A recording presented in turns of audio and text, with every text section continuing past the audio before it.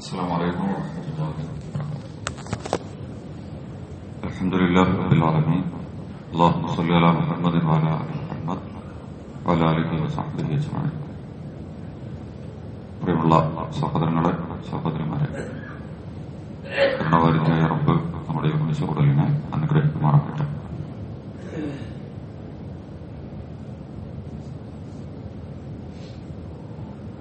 നമ്മൾ ധാരാളം കാര്യങ്ങൾ ചെയ്തുകൊണ്ടിരിക്കുന്ന ആളുകളാണ്, പല രൂപത്തിലും സ്വഭാവത്തിലും ഒക്കെ ആയിട്ട്, പല മേഖലയിലും ആയിട്ട്. ഇസ്ലാമിന്റെ ഏറ്റവും പ്രധാനപ്പെട്ട അടിസ്ഥാനങ്ങളിലൊന്ന് എല്ലാ കാര്യങ്ങളും അള്ളാഹ്ക്ക് വേണ്ടിയാവണമെന്നാണ്. എന്ത് കാര്യങ്ങളാണെങ്കിലും അള്ളാഹ്ക്ക് വേണ്ടിയാവണം. അനഹബലില്ല, നിങ്ങൾ ആരെങ്കിലും ഇഷ്ടപ്പെടുന്നുണ്ടെങ്കിൽ അത് അള്ളാഹ്ക്ക് വേണ്ടിയാവണം. അനബോധമില്ല, ആരോടെങ്കിലും നിങ്ങൾക്ക് ദേഷ്യം ഉണ്ടെങ്കിൽ അത് അള്ളാഹ്ക്ക് വേണ്ടിയാവണം. നമുക്ക് സ്വന്തം ഒരാൾ ഇഷ്ടപ്പെടാനും വെറുക്കാനൊന്നും പറ്റൂല. ഒരു മാനദണ്ഡം ഉണ്ട്, അത് അതിലാണെന്നുള്ളത്.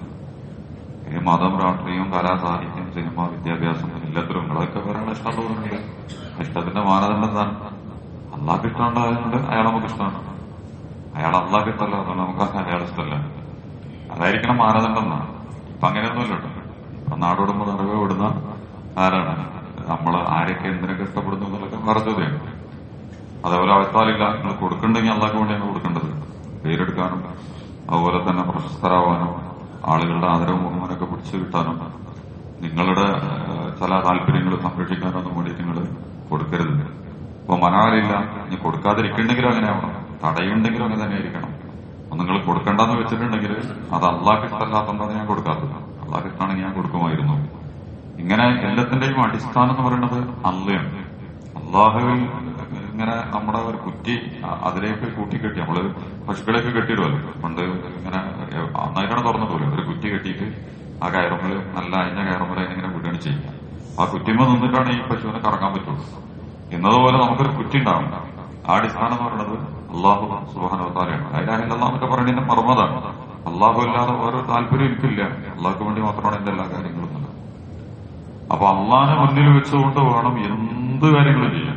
ഇനിയിപ്പോ നിങ്ങൾ വിചാരിക്കണ മാതിരി ചില കാര്യങ്ങളിൽ മാത്രം അള്ളാഹിനെ ഇഷ്ടപ്പെടുക, ചില കാര്യങ്ങൾക്കൊക്കെ വേറെ ആരെങ്കിലും ഇഷ്ടപ്പെടുക, ചില കാര്യങ്ങൾ വേറെ ആരെങ്കിലും ഒക്കെ പറയുന്നതനുസരിച്ച് ചെയ്യുക, ഇതിനൊന്നും ഇസ്ലാമിലെ അടിസ്ഥാനങ്ങളില്ല.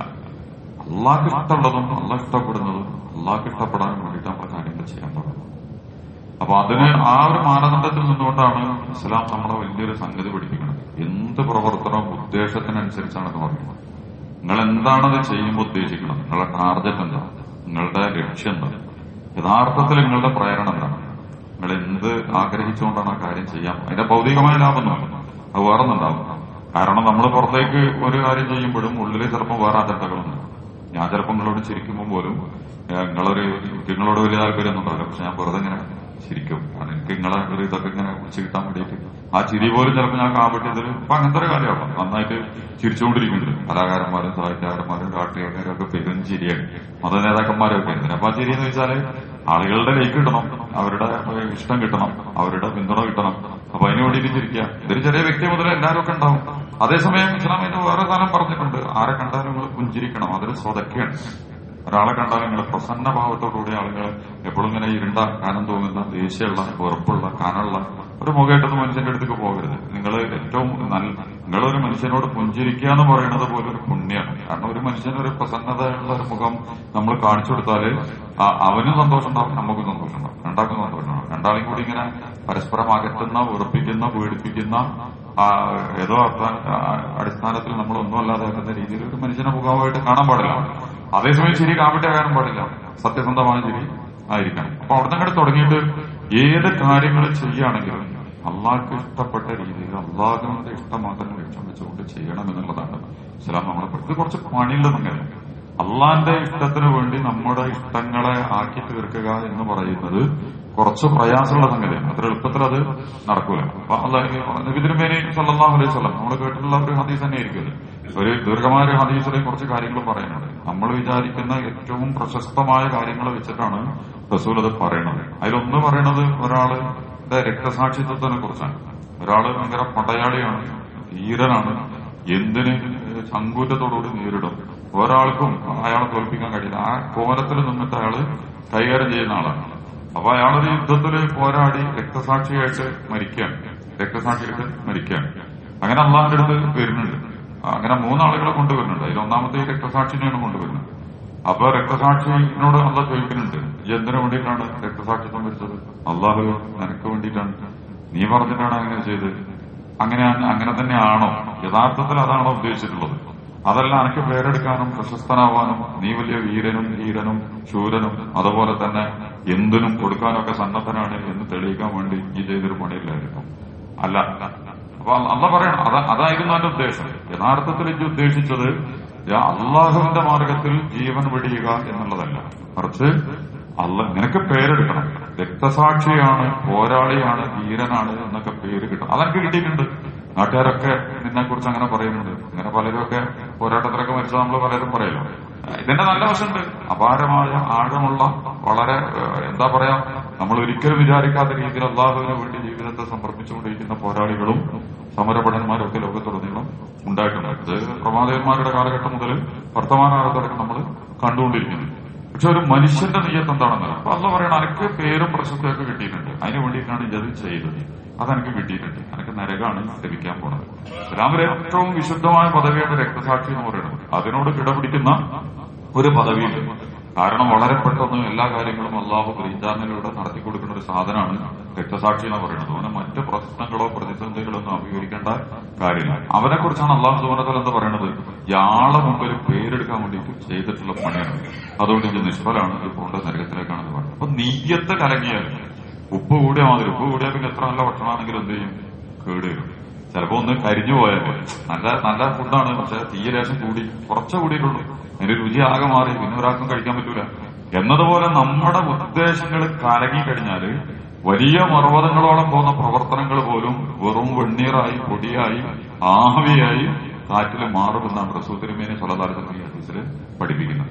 രണ്ടാമത്തെ ആള് വലിയ പണ്ഡിതനാണ്. അദ്ദേഹം നല്ല ഖുർആൻ പാരായണം ചെയ്യും, നന്നായിട്ട് പ്രഭാഷണങ്ങൾ നടത്തും, അറിവിനെ നന്നായിട്ട് കാര്യങ്ങൾ അവതരിപ്പിക്കും, ഭയങ്കര പ്രശസ്തനായി പദവി അദ്ദേഹത്തിന് കിട്ടിയിട്ടുണ്ട്. അപ്പോ അദ്ദേഹത്തിനാണ് രണ്ടാമത് മരിച്ചിട്ട് കൊണ്ടുവരുന്നത്. അപ്പൊ അള്ള ചോദിക്കുന്നുണ്ട്, അപ്പൊ ഇതെന്താടെ ചെയ്ത് എനിക്ക് അറിവുണ്ടായിട്ട്? ഇപ്പം പറഞ്ഞ അല്ല, ഞാൻ നന്നായിട്ട് ഖുർആൻ ഓതി, ഖുർആൻ പഠിപ്പിച്ചു, ഞാൻ നന്നായിട്ട് കാര്യങ്ങൾ അവതരിപ്പിച്ചു, ആളുകളുടെ മുമ്പിലൊക്കെ ഞാൻ കാര്യങ്ങൾ പറയുന്ന ഒരു സമർത്ഥനായിരുന്നു എന്നൊക്കെ പറഞ്ഞിട്ട് ഓൻ പറയുകയാണ്. അപ്പൊ അള്ള പറയുന്ന ചോദ്യം, ശരിയാണ്, ഇതൊക്കെ നടത്തിയിട്ടുണ്ട്, ഈ ഭയങ്കരമായിട്ട് എല്ലാ കാര്യങ്ങളും ചെയ്തിട്ടുണ്ട്, ഈ കർഞ്ഞിലൊക്കെ ഈ നിപുണനായിരുന്നു, പക്ഷെ അതൊക്കെ ഈ ചെയ്തത് അനക്ക് പേരും പ്രശസ്തിയും കിട്ടാൻ വേണ്ടിയിട്ടാണ്, നിനക്ക് പേരും പ്രശസ്തിയും കിട്ടാൻ വേണ്ടിയിട്ടാണ്. അതെന്റെ നാട്ടിൽ എനിക്ക് കിട്ടിയിട്ടുണ്ട്, ഇനി ഇവിടെ എനിക്കൊന്നും തരാൻ പോണില്ല. ഇത് മഹാപണ്ഡിതന്മാർക്കും ശാസ്ത്രജ്ഞന്മാർക്കും ബുദ്ധിജീവികൾക്കും സാംസ്കാരിക പ്രവർത്തകർക്കും കലാകാരന്മാർക്കും കായിക താരങ്ങൾക്കും ഒക്കെ കിട്ടാൻ പോണ സാധനമാണ്. എന്തിനാണ് ഇവര് കഠിനതയാകം ചെയ്തുകൊണ്ടിരിക്കുന്നത്? ഇമാതിരി കളിയൊക്കെ ചിലവരൊക്കെ പിന്നെ ഭൗതികമായിട്ട് മാത്രമേ അതിന്റെ താല്പര്യങ്ങൾ വെക്കണുള്ളൂ. പക്ഷെ ഇത് രണ്ടും കൂടി കൂട്ടിക്കുഴച്ചിട്ട് നമ്മൾ വെക്കുമ്പോൾ പോലും അവസാനം നമ്മുടെ ഭൗതിക താല്പര്യങ്ങൾക്ക് വേണ്ടി നമ്മുടെ നെയ്യത്തുകളിൽ വെള്ളം ചേരും. അവനോട് പറയണെങ്കിൽ നരകത്തിലേക്കാണ് പോണ്ടത് എന്ന് പറഞ്ഞിട്ട് ഓനെയും പറഞ്ഞേക്കാണ്. മൂന്നാമത്തെ ആള് ധർമ്മിഷ്ഠനാണ്, ഓനി കോരി കൊടുക്കും, എല്ലാവർക്കും ഇഷ്ടം പോലെ കൊടുക്കും, എത്ര ആണെങ്കിലും കൊടുക്കും. ആര് വന്ന് ചോദിച്ചാലും ഇല്ലാന്ന് മുമ്പ് പറയും. അവസാനം അള്ളാഹ് ഓനോടാണ് ചോദിക്കുന്നത്, വിജയത്തിനാ കൊടുത്തത്? അള്ളാഹ് എനിക്ക് സമ്പത്ത് തന്നു, അതുകൊണ്ട് ഞാൻ നന്നായിട്ട് കൊടുത്തു, എല്ലാവർക്കും കൊടുത്തു. അത് ശരിയാണ്, എനിക്ക് കൊടുത്തിട്ടുണ്ട്, പക്ഷെ എനിക്ക് കൊടുത്തതിനാ ഈ ഭയങ്കര ഉദാരനാണ്, ദാനധർമ്മം ചെയ്യുന്നവനാണ്, വിശാല മനസ്കനാണ്, അങ്ങനെ എനിക്ക് പേരെടുക്കാൻ വേണ്ടിയിട്ട് ഈ ചെയ്തിട്ടുള്ള പണിയായിരുന്നു. ആ പേരൊക്കെ എനിക്ക് ദുനിയാവിൽ കിട്ടിയിട്ടുണ്ട്. എല്ലാവരും എന്നെ കുറിച്ച് അതുകൊണ്ട് ഇത് കൊടുക്കാതിരിക്കാനൊന്നുമല്ലോ ഈ പറയുന്നത്. കൊടുക്കാതിരിക്കാൻ വേണ്ടി ചെയ്യണം, അതിനെക്കാണ് അതിന് വേറെ രീതിയിൽ അള്ളാഹു സുബ്ഹാനഹു വ തആല കാര്യങ്ങൾ പഠിപ്പിച്ചിട്ടുണ്ട്. പറഞ്ഞതിന്റെ അടിസ്ഥാനം എന്താണെന്ന് വെച്ചാല്, എന്ത് കാര്യങ്ങൾ ചെയ്യുകയാണെങ്കിലും നമുക്ക് വേറെ അജണ്ടകളൊന്നുമില്ല, അള്ളാഹ് ഇഷ്ടപ്പെടണം, അള്ളാന്റെ താല്പര്യങ്ങളാണ് നമ്മൾ പരിഗണിക്കുന്നത്. അത് ചെറിയതും വലിയതുമായ ഏത് വിഷയങ്ങളാണെങ്കിലും നമ്മളിക്കും മാനവ, നിങ്ങൾ എന്താണോ ഉദ്ദേശിക്കുന്നത് അതാണ് നിങ്ങൾക്ക് കിട്ടുക എന്ന് ഉമർ ഇബ്നുൽ ഖത്താബ് റളിയല്ലാഹു അൻഹു വിശദീകരിക്കുന്നുണ്ട് ഒരു ഹദീസിൽ. ഇന്നമൽ അഅ്മാലു ബിന്നിയ്യാത്ത്, എന്ത് പ്രവർത്തനങ്ങളും അതിന്റെ ഉദ്ദേശം അനുസരിച്ചിട്ടാണ്. ഇതിന്റെ ബാക്കി വിശദാംശങ്ങളിലേക്ക് നമ്മൾ കടന്നു പോകണില്ല. അപ്പൊ പരമാവധി ഏത് രംഗത്തും അത് എന്താണെങ്കിലും, ഒരു ബിസിനസ് ആവട്ടെ, രാഷ്ട്രീയ പ്രവർത്തനമാവട്ടെ, മതപ്രവർത്തനമാവട്ടെ, കലാസാഹിത്യ വിദ്യാഭ്യാസ ശാസ്ത്രീയ പ്രവർത്തനമാകട്ടെ, നമ്മുടെ തൊഴിലാവട്ടെ, ഏത് സംഗതിയുടെയും ഉദ്ദേശം എന്തായിരിക്കണം? അള്ളാഹ്ക്ക് ഇഷ്ടപ്പെടുന്നതും അള്ളാഹിനെ ഇഷ്ടപ്പെടുത്താനും വേണ്ടിയിട്ട് അവന്റെ മാർഗത്തിൽ നമ്മൾ ചെയ്തുകൊണ്ടിരിക്കുന്ന പണിയാണ്. അങ്ങനെയല്ലാതെ ഒരു കർമ്മം ഉണ്ടാകാൻ പാടില്ല. അതുകൊണ്ട് നിയ്യത്തുകളെ ശുദ്ധീകരിക്കുക, ഏത് കാര്യം എപ്പോഴാണെങ്കിലും ഏത് വിഷയത്തിലാണെങ്കിലും നമ്മൾ ഈ പറഞ്ഞ ഏറ്റവും പ്രധാനപ്പെട്ട കാര്യങ്ങൾ മുതൽ നിസ്കാരത്തെ കുറിച്ചൊക്കെ റസൂൽ പറയുന്നുണ്ട്. ആളുകൾ കാണാൻ വേണ്ടി നിസ്കരിക്കുന്ന ആളുകൾ അവർക്ക് നാശമാണ് എന്ന് പറയുന്നത്. അപ്പൊ വൈലുൽ മുസ്ലിം നമസ്കരിക്കുന്നവർക്ക് നാശം. നമ്മുടെ പ്രധാനമന്ത്രിയൊക്കെ പോയിട്ട് പ്രയാഗിലൊക്കെ മുങ്ങണുണ്ടല്ലോ. രാഷ്ട്രീയക്കാരൊക്കെ വന്നിട്ട് സിനിമാ നടന്മാരൊക്കെ വന്നിട്ട് അമ്പലത്തിലും പള്ളിയിലും ചർച്ചിലും ഒക്കെ കയറിയിട്ട് മെയ്യുക ഒരു പ്രത്യേക രീതിയിൽ. എന്നിട്ട് ഓരോ കയ്യിലെ ആളാണ് എന്നൊക്കെ തോന്നുന്നു. അന്ന് പറയുന്നത് ഇതൊക്കെ വെറുതെ ചാട്ടമുട്ട് പരിപാടിയാണ്. നിങ്ങൾ ഇതുകൊണ്ടൊന്നും ഒന്നും ഉദ്ദേശിച്ചിട്ടില്ല. നിങ്ങൾക്ക് നിങ്ങളെ പേരും പ്രശസ്തിയൊക്കെ വർദ്ധിപ്പിക്കാനുള്ള ഒരു ഉപകരണം കൂടിയാണ് അതൊക്കെ. അപ്പൊ അതിനു വേണ്ടിയിട്ട് നിങ്ങൾ ഇമാതിരി കാര്യങ്ങളൊക്കെ ചെയ്യണം. അങ്ങനെ പ്രാർത്ഥന, ആചാരം, അനുഷ്ഠാനം എന്നൊക്കെ പറഞ്ഞിട്ട് വലിയ സൽക്കർമ്മങ്ങൾ ചെയ്യുന്നവരാണെന്ന് നിങ്ങൾ തോന്നിക്കണ്ട. അങ്ങനെ ചെയ്യുന്നവർക്ക് കാരണം നിങ്ങളെ കൊണ്ട് ഒരു ഉപകാരം ഒരു മനുഷ്യനൊന്നും കിട്ടില്ല. എല്ലാത്തിനും മാവോ എന്നൊക്കെ പറയാം. അപ്പൊ നമസ്കാരം മുതൽ ചെറിയ ചെറുക്കനെ ആളുകൾ കാണാൻ ആഗ്രഹിച്ച എന്തെങ്കിലും ഒന്ന് ചെയ്യുകയാണെങ്കിൽ അതോടുകൂടിയ പണി ബാധിക്കാൻ ആ പണി അതോടുകൂടി നിഷ്ഫലമായിട്ട് തീരും. അപ്പൊ മനസ്സിനെ നിഷ്കളങ്കമായി ഇഖ്ലാസോടുകൂടി മുഖ്ലിസീങ്ങളായി ഏത് കർമ്മം ചെയ്യുകയാണെങ്കിലും ഏറ്റവും നിഷ്കളങ്കമായി ചെയ്യാൻ നമ്മൾ ശ്രമിക്കണം. അല്ലാഹു സുബ്ഹാനഹു വ തആല ആ അർത്ഥത്തിൽ മുഖ്ലിസീങ്ങളായി ഉയർന്ന രീതിയിൽ ഏറ്റവും നല്ല ഗുണകാംക്ഷയോടുകൂടി അള്ളാഹുവിന്റെ പൊരുത്തത്തിന് വേണ്ടി മാത്രം കാര്യങ്ങൾ ചെയ്യുന്നവരായി മാറാൻ നമ്മ എല്ലാവരെയും തൗഫീഖ് നൽകി അനുഗ്രഹിക്കുമാറാകട്ടെ. ഈ റമളാനിലെ എല്ലാ കർമ്മങ്ങളും അതിലെല്ലാ നന്മകളും നമുക്ക് പ്രതീക്ഷിക്കുന്നതിനേക്കാൾ കൂടുതൽ അള്ളാഹുവിനെ ഞങ്ങളിൽ നിന്ന് സ്വീകരിക്കുകയും അതിന്റെ വീഴ്ചകൾ ഞങ്ങളോട് പുറത്തുകയും ചെയ്യുമാറാകണമെന്ന് തമ്പുരാനെ. اللهم ارحمنا اللهم انصرنا اللهم اغفر لنا يا رب العالمين. ربنا تقبل منا دعاءنا انك انت السميع العليم وتب علينا انك انت التواب الرحيم. السلام عليكم ورحمه الله وبركاته.